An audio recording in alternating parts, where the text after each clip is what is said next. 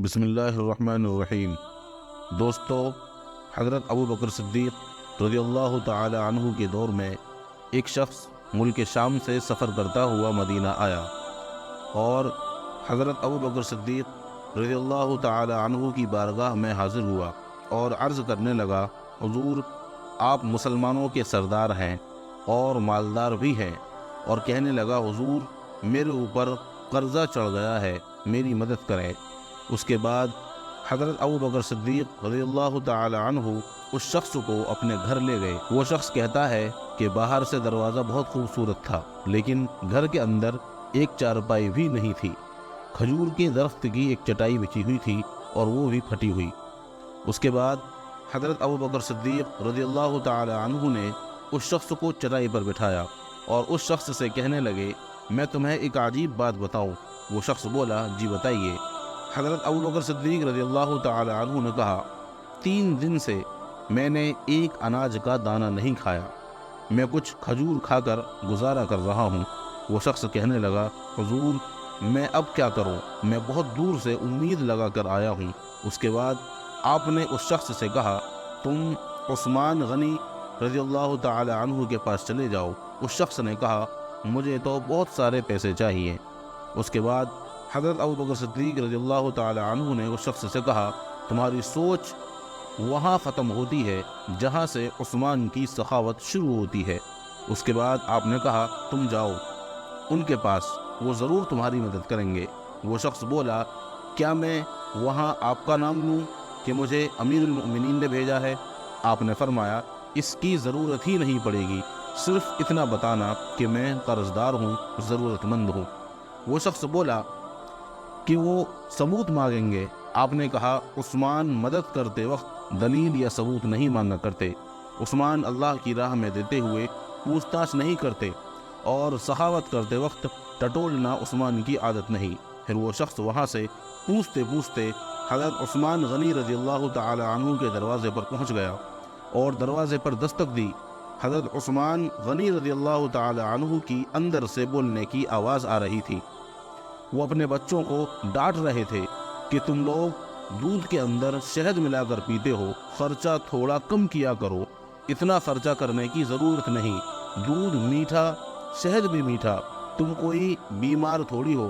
یہ سب باتیں وہ شخص دروازے پر کھڑے سن رہا تھا اور سوچنے لگا کہ ابو بکر صدیق رضی اللہ تعالی عنہ تو بڑی بڑی باتیں کر رہے تھے، لیکن یہ تو اپنے بچوں کو دودھ میں شہد ملانے پر ڈانٹ رہے ہیں، یہ کیسے میری مدد کریں گے؟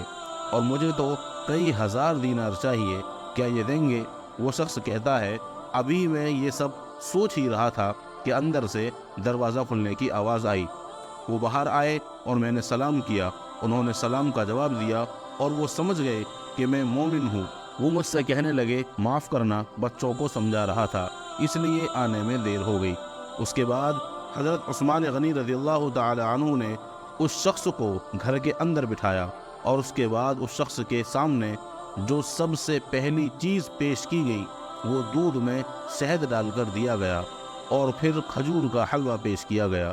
وہ شخص کہتا ہے کہ میں سوچنے لگا کہ یہ سب کیا ہو رہا ہے۔ ابھی تو گھر والوں کو ڈانٹ رہے تھے کہ ایک چیز استعمال کیا کرو، اور میرے سامنے تو 3 چیزیں پیش کر دیں، لیکن ابھی بھی اس شخص کے دل میں شک تھا کہ میری ضرورت تو بہت زیادہ ہے، پتہ نہیں یہ میری مدد کریں گے یا نہیں۔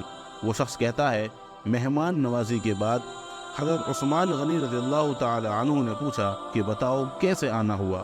وہ شخص بولا کہ میں مسلمان ہوں اور ملک شام کا رہنے والا ہوں، اور کچھ کاروباری مشکلات کی وجہ سے قرض دار ہو گیا ہوں، مجھے کچھ پیسوں کی ضرورت ہے۔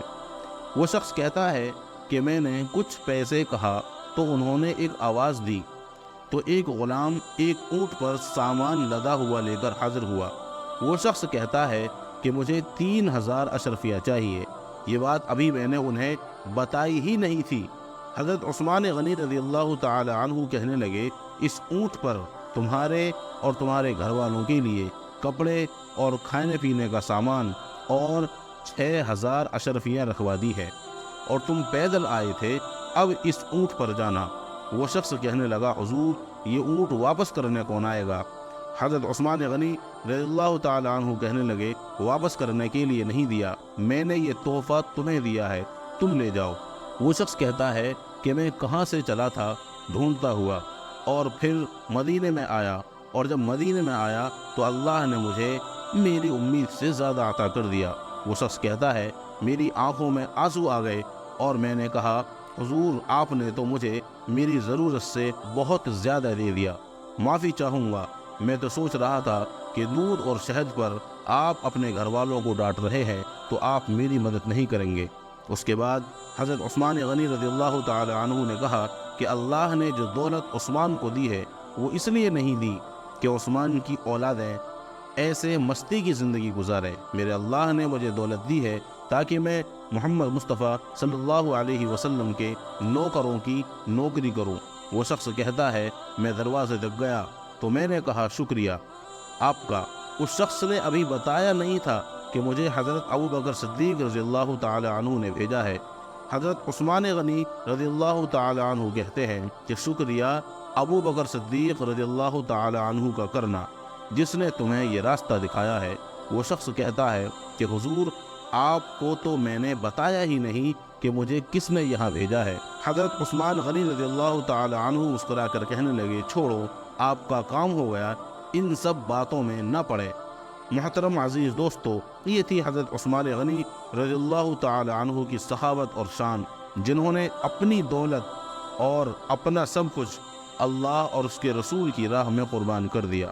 ناظرین، یہ تھا ہمارا آج کا قصہ۔ امید ہے آپ کو یہ قصہ اور یہ ویڈیو پسند آئی ہوگی۔ ایسے ہی اسلامی معلومات والی ویڈیوز دیکھنے کے لیے چینل کو سبسکرائب کریں۔ شکریہ۔ السلام علیکم ورحمۃ اللہ وبرکاتہ۔